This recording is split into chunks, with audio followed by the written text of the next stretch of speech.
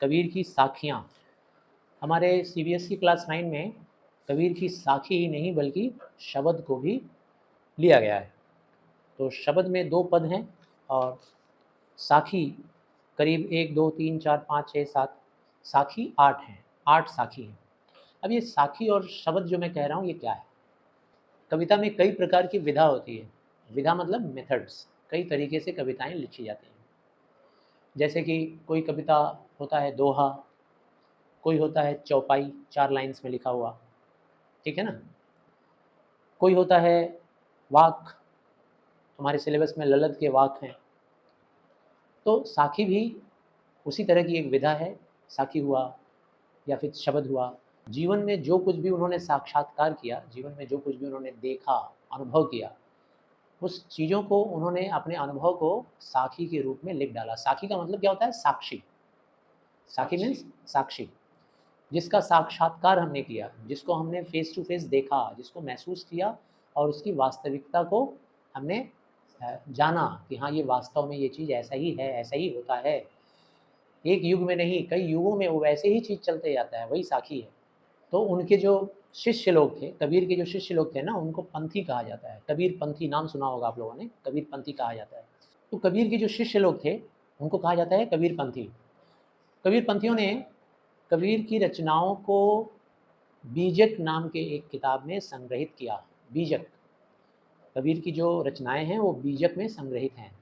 अच्छा, बीजक में 3 अलग-अलग अंदाज में उन कविताओं को लिखा गया है। साखी के रूप में लिखा गया है, शब्द के रूप में लिखा गया है और रमैनी के रूप में लिखा गया है। कि कबीर जी जो थे वो निर्गुण ब्रह्म की उपासना करते थे।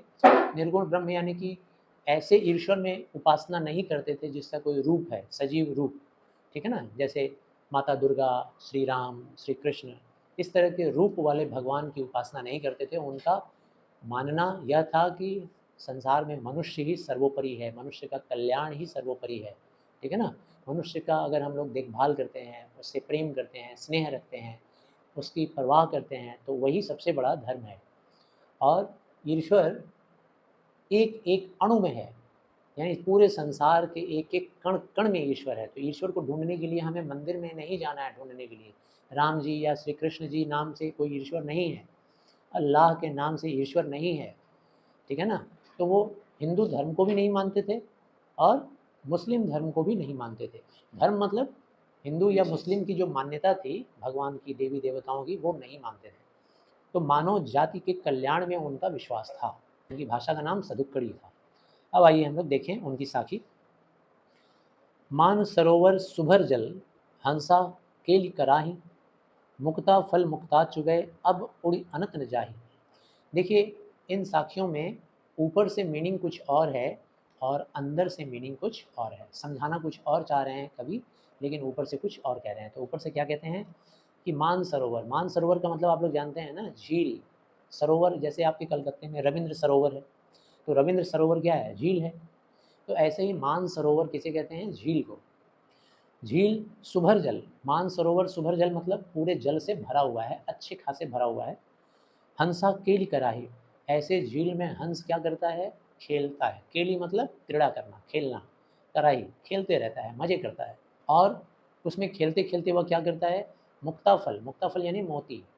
तो मोतियों के छोटे छोटे दानों को वो पानी के अंदर ही चुंगता है मतलब उसे उठा लेता है, चुन लेता है, खा लेता है, ठीक है ना? अब उड़ी अनंत न जाही, और इसी को वो अपना पूरा जीवन मानता है। यह इस धारणा के अलावा उसे लगता है कि उसका कोई और जीवन ही नहीं है। उसके जीवन को वो इसी चीज़ में सीमित कर रखा है कि भाई यही झील हमारी दुनिया है और इसमें जो ये मुक्ता फल यानी कि मोतियों का दाना है, यही मेरा आहार है और इसी को चुनता रहूँगा, यही खाता रहूँगा, इसी में मेरा जीवन पार हो जाएगा। वह मोती उसकी माया है, उसी माया जाल में फंसा रहता है। उसे लगता है यही मेरी सच्चाई है, इसके अलावा कोई और जीवन में सच्चाई नहीं है। जैसे कुएँ का मेंढक नाम सुने होंगे, तो कुएँ का मेंढक को क्या लगता है कि ये कुआँ ही मेरी दुनिया है, कुआँ के बाहर तो कोई दुनिया है ही नहीं, उसको ऐसा लगता है। तो अब इसके अंदर की बात क्या समझनी है?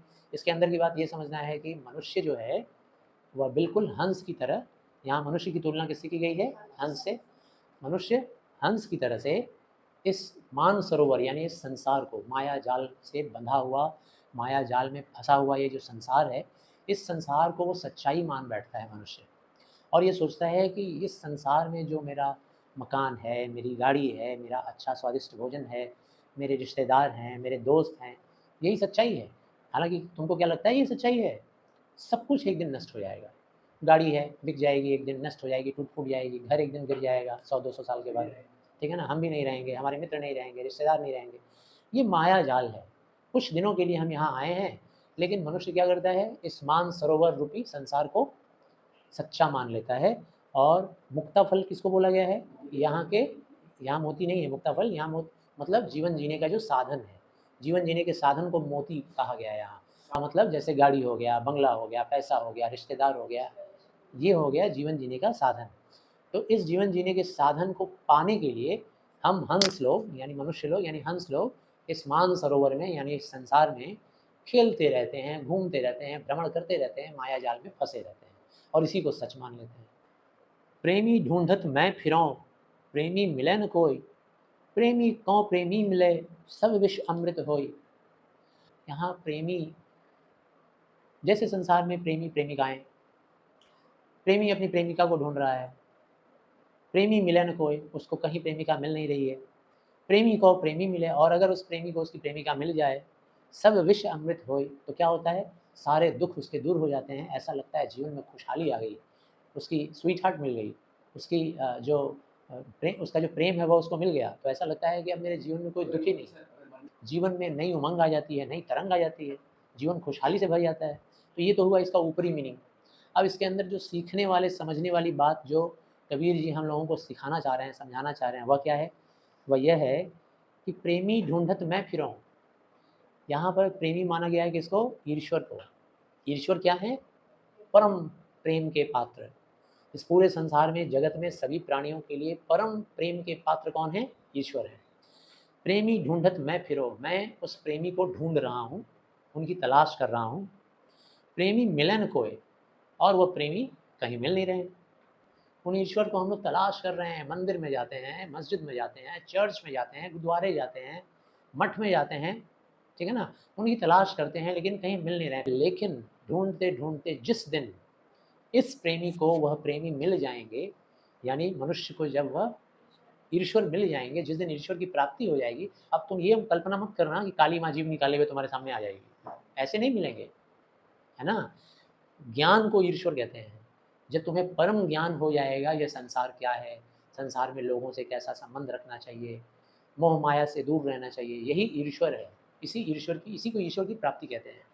लोभ से, लालच से, हिंसा से जब तुम दूर हो जाओगे, सभी से प्रेम करना सीख जाओगे, कभी भी जीवन से अलविदा बोलने के लिए तैयार हो जाओगे, तब समझ लेना ईश्वर मिल गए। तो जिस दिन ये ईश्वर मिल जाएंगे, सारे माया जाल से तुम्हारी मुक्ति हो जाएगी। सब विष अमृत होए, तो सारे जहर, सारा जो विष है संसार का, इस दुनिया में जी रहे हो तो विष पी रहे हो कि नहीं? कितना दुख है, कितना होमवर्क भर भर के मैम दे रही है, ये कृष्णा सर डेली बुला ले रहा है, ठीक है ना? और न जाने कौन कौन क्या क्या कितना तुम्हारे ऊपर प्रताड़ना कर रहा है, मम्मी पापा कितना डांट रहे हैं, बड़े हो जाओगे तो अलग चैलेंजेस आ जाएंगे, अलग चुनौतियाँ आ जाएंगी, तो सारे विष खत्म हो जाएंगे और ये सारे विष अमृत में बदल जाएंगे। कब मिलेंगे? जब इस प्रेमी को वह प्रेमी मिल जाएगा। अभी तो हम लोग ढूंढ रहे हैं। तो जैसा कि तुम देख रहे हो कि हर साखी में ऊपर का मीनिंग कुछ और है और अंदर समझाने के लिए मीनिंग कुछ और है। समझ में आ रहा है? तुमको समझ में आया? तो बीच में बोलिएगा नहीं, इंतजार करना, समझ में आ जाएगा। हस्ती चढ़िए ज्ञान को सहज दुलीचा डारी, स्वान रूप संसार है भूकन दे झक मारे। हस्ती, हस्ती का मतलब हाथी, हस्ती मतलब हाथी। ज्ञान जानते हो ना, ज्ञान, नॉलेज। तो हस्ती चढ़िए ज्ञान की। कवि कहते हैं कि संसार में आप हमेशा प्रयत्न करते रहो कि ज्ञान रूपी हाथी के ऊपर चढ़ो। ज्ञान की तुलना उन्होंने हाथी से की है। हाथी बहुत बड़ा होता है, बहुत भारी होता है। ज्ञान के साथ उन्होंने तुलना किया है किसका? हाथी का। तो मामूली हाथी पे नहीं बैठना। कहाँ बैठना? ज्ञान वाली हाथी के ऊपर बैठना। हाथी बहुत भारी भरकम होती है, बहुत वजनदार होती है, बहुत बड़ी होती है, होता है ना? तो ऐसे ही हाथी के ऊपर, उस ज्ञान वाले हाथी के ऊपर बैठना। सहज दुलीचा डार। दुलीचा क्या होता है? जैसे मैं बैठा हूँ तो कुशन लगाया हूँ ना, कुर्सी के ऊपर एक कुशन लगा के बैठा हूँ, तो उसी कुशन को कहते हैं दुलीचा। इंग्लिश में कहते हैं कुशन, थोड़ा गद्दीदार जगह हो और हिंदी में कहते हैं दुलीचा। सहज का मतलब साधारण, ठीक ना, एकदम साधारण। तो तात्पर्य यह है, यहाँ दुलीचा का तुलना किसके साथ किया गया है? साधना के साथ। साधना मतलब प्रयत्न जो हम लोग करते हैं ना, कोशिश, ज्ञान को पाने का जो कोशिश करते हैं। जैसे तुम लोग ज्ञान को पाने की कोशिश कैसे करते हो? किताबें पढ़कर करते हो, सत्संग में बैठकर लोगों से ज्ञान प्राप्त करते हो, तो इसे कहते हैं साधना। तो सहज साधना का इस्तेमाल करना और ज्ञान की प्राप्ति करना, सहज साधना के ज़रिए ज्ञान की प्राप्ति करना। तो ज्ञान की तुलना किससे? हाथी से की गई है। तो ज्ञान रूपी हाथी पर बैठना और सहज तरीके से, साधारण तरीके से साधना में लग जाना। तो जानते हो क्या होगा? स्वान रूप संसार है। स्वान का मतलब होता है कुत्ता। कुत्ता, संसार को उन्होंने क्या कहा है? कुत्ता। संसार के लोगों को कुत्ता कहा है। जब तुम ज्ञान की हाथी पे चलोगे ना, तो कुत्ते क्या करते हैं? जब हाथी चलता है तो कुत्ते पीछे से भौंकते हैं, उन लोगों को डर लग जाता है, ये कहाँ से आ गया इतना बड़ा जीव। अपने जैसा तो लोग देखते हैं रोज रोज, आज इतना बड़ा हाथी देख रहे हैं, तो पीछे पीछे उसके भौंकते हुए कूदते हैं, दौड़ते हैं, उसको दौड़ाते हैं। तो जब तुम ज्ञान के रास्ते पे चल पड़ोगे, तो ये संसार के लोग भी जो कुत्ते के समान हैं, भौं भौं करेंगे, बस इनको और कुछ आता नहीं है, भौं भौं करते रहेंगे और भूखन दे झक मार, और अपना ही वक्त की बर्बादी करेंगे, तुम्हारा कुछ नहीं बिगड़ पाएंगे। यानी अपने काम में लग जाओ ज्ञान प्राप्ति में, संसार को जो बोलना है बोलने दो। संसार कहेगा बड़ा आया ज्ञान वाला, बहुत नॉलेज वाला दिखलाता है अपने आप को, समझता है बाकी लोग बेवकूफ़ है ना, अपने आप को बड़ा ज्ञानी समझता है, ऐसे ऐसे लोग बोलेंगे, बोलने दो। तुम्हारा काम है हाथी की तरह बस चलते जाओ सवारी पे बैठकर, सहज तरीके से साधना करो, चुपचाप चलते जाओ। पखा पखी के कारणे सब जग रहा भुलान, निरपक होय के हरि भजय सोई संत सुजान। पखा पखी के कारणे, पखा पखी का मतलब क्या होता है? पक्ष विपक्ष। जैसे तुम लोग देखते होगे तुम्हारे इस राज्य में टीएमसी का राज्य है, ममता बनर्जी का, ये एक पक्ष हो गया। उसको अपोजिशन करने वाला कौन है? बीजेपी है। तो बीजेपी क्या हो गया? विपक्ष। तो पक्ष विपक्ष को बोला गया है पखा पखी। सेंटर में किसका राज्य है? बीजेपी का। उसके विपक्ष में कितने सारे पक्ष हैं, है ना, तो उसको भी बोल सकते हो पखा पखी। तो पखा पखी के कारण सब जग रहा भुलान, संसार के सारे लोगों ने भुला दिया है किसको? ईश्वर को।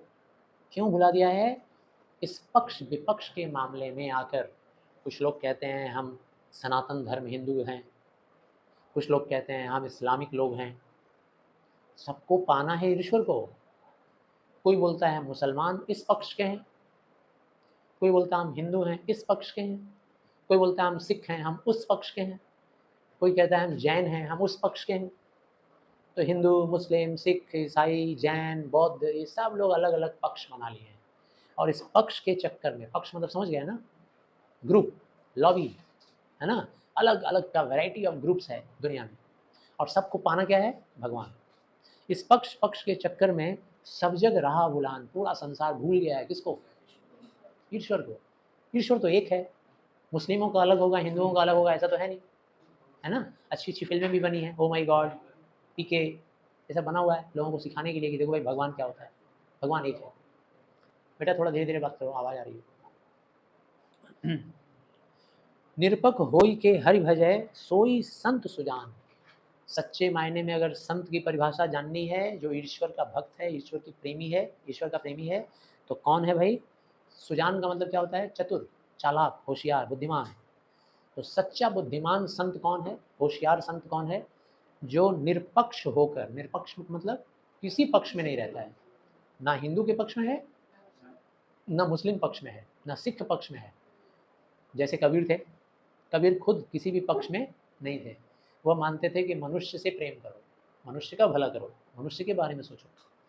निरपक्ष होई के हरि भजन सोई संत सुजान। जो निरपक्ष होकर हरि का भजन करता है, चिंतन करता है, मनन करता है, वही ईश्वर की प्राप्ति का हकदार है, वही सच्चा भक्त है, वही बुद्धिमान और कीर्तिमान और होशियार संत वही है। ठीक, उदाहरण कबीर को ले लो। अगले में चलूं, अगली साखी। हिंदू मुआ राम कही मुसलमान खुदाई, कहें कबीर सो जीवता जो दूहों के निकट न जाए। ये भी पहले वाले से मिलता जुलता है। इस साखी में कहते हैं कबीर जी, हिंदू मुआ राम कही, हम सब हिंदू हैं यहाँ, हम जितने हिंदू हैं हम लोग अंत समय तक मर जाएंगे क्या बोलते बोलते राम राम राम राम राम। जब मरेंगे तो ऊपर राम नाम का एक चादर कफन भी लपेट दिया जाएगा बॉडी पर, और एम्बुलेंस में भी लिखा रहेगा राम राम राम राम। लोग जा रहे होंगे तो बोलते जा रहे होंगे बोलो हरि राम राम सत्य है, राम नाम सत्य है, लोग बोल रहे होंगे। राम राम राम कहते कहते जीवन भर की मौत होगी हिंदुओं की। मुस्लिम क्या कहते कहते मरेगा? खुदा। खुदा कहते कहते वो मरेगा। एक दिन जब मर जाएगा तो उसके बॉडी पे लपेट कर कफन उसको मिट्टी में दफना दिया जाएगा। दोनों मर जाएंगे, राम राम कहते कहते, खुदा कहते कहते।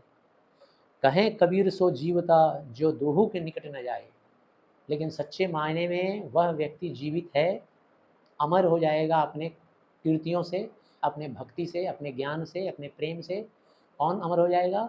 जो व्यक्ति इन दोनों के ही निकट नहीं जाएगा, ना हिंदू के निकट जाना, ना मुस्लिम के निकट जाना, ना राम से वास्ता रखना, ना खुदा से वास्ता रखना। किससे वास्ता रखना? मनुष्य से वास्ता रखना, मानव जाति से वास्ता रखना। कोई तकलीफ में है, कोई दुख में है तो उसका हित कर देना, उसकी भलाई कर देना, है ना। ये हुआ सच्ची पूजा, ये हुई सच्ची भक्ति। सभी से स्नेह करना, सभी की मदद करना। राम से दूर, खुदा से दूर। कभी नाराज़ नहीं होंगे राम, और ना खुदा तुमको कहर बरसा देंगे तुम्हारे ऊपर, कभी ऐसा नहीं होगा। राम और खुदा भी यही चाहते हैं कि हमारा संतान हमारे बाकी संतान से प्रेम करे, है ना। कावा फिर काशी भया राम ही भया रहीम, मोट चून मैदा भया बैठी कबीरा जीम। देखिए काबा और काशी पहले हम लोग जान लें।